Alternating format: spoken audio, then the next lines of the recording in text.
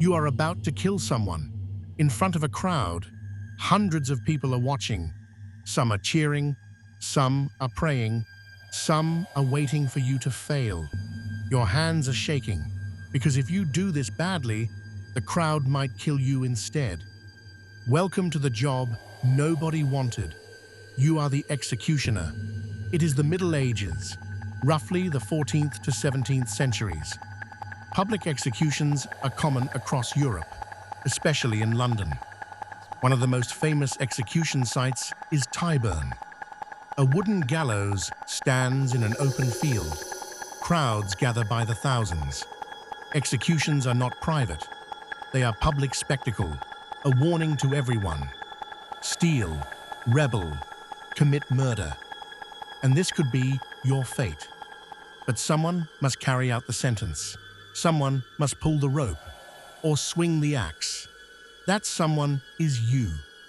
Being an executioner sounds powerful, but in medieval society, it was one of the most hated jobs in the world. Executioners were treated as outcasts. People refused to touch them, refused to sit near them, refused to share food with them. Many executioners were forced to live outside the town walls. Their children could not marry ordinary citizens. Their profession was considered unclean. Yet someone had to do it. Sometimes criminals were given a terrible choice. Become the executioner or face execution yourself. Some accepted, because survival meant becoming the very thing people feared. But the job came with another danger. You had to be good at killing people. Very good. Because if you failed, the crowd could turn on you. In medieval England, many crimes could lead to death. Murder, highway robbery, arson, counterfeiting coins, and worst of all, treason. Betraying the king, plotting rebellion, or trying to destroy the government. One of the most famous traitors in English history was Guy Fawkes. Year 1605. He was part of the Gunpowder Plot. The plan was terrifying. Blow up Parliament, kill the king, destroy the government. The punishment for treason in England was the most brutal sentence the law allowed: hanged, drawn, and quartered. First, the prisoner was hanged, but not the kind meant to kill. The rope tightened around the neck, slowly strangling, crushing the airway. Blood vessels in the neck compressed. The brain starved of oxygen, eyes filling with blood, breathing becoming desperate. But the executioner did not let the victim die. They were cut down, still alive, still conscious. Then came the second stage, drawing. This meant something horrific. The executioner opened the abdomen, right there in front of the crowd. The stomach cavity cut open, the intestines pulled out, organs exposed to the air. The abdomen is filled with pain receptors. Every cut sends intense pain through the body. Blood pressure collapses, shock begins, and the victim might still be alive. Then came the final stage, quartering. The body was cut apart, arms removed, legs removed, the head severed, the remains divided into 4 pieces. These pieces were preserved, sometimes boiled with spices, then displayed across the kingdom. A warning to everyone. This is what happens to traitors. But when it came time for the execution of Guy Fawkes in 1606, something unexpected happened. After weeks of torture, his body was weak. He could barely climb the ladder. But once he reached the top, he jumped. The fall snapped his neck. He died instantly, before the executioner could begin the torture. But the law demanded the full punishment.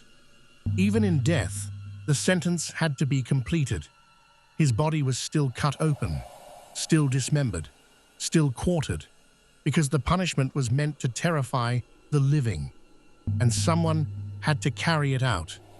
The executioner. Killing was only part of the job. sometimes the easy part.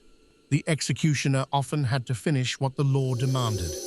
After death, the body placed on a wooden table, a knife, a saw, limbs removed, one by one, because the sentence required it.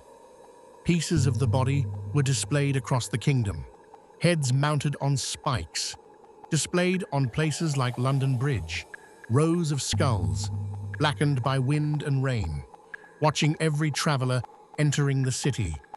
And the executioner was the man who prepared them. Executioners also controlled the bodies after death, and bodies had value. Surgeons wanted them. Medical students wanted them. Some people believed parts of executed criminals had strange powers: fat, bones, hair, even blood. Executioners sometimes sold these remains, quietly, because the law allowed them to claim the corpse, a grim business, built on death. But the most dangerous moment for an executioner was failure. Axes were heavy, blades became dull. Human necks are not easy to sever. Sometimes it took 2 blows, sometimes 3, sometimes more. One infamous executioner was Jack Ketch. In 1685, he botched a famous execution. 5 blows were needed before the head finally came free.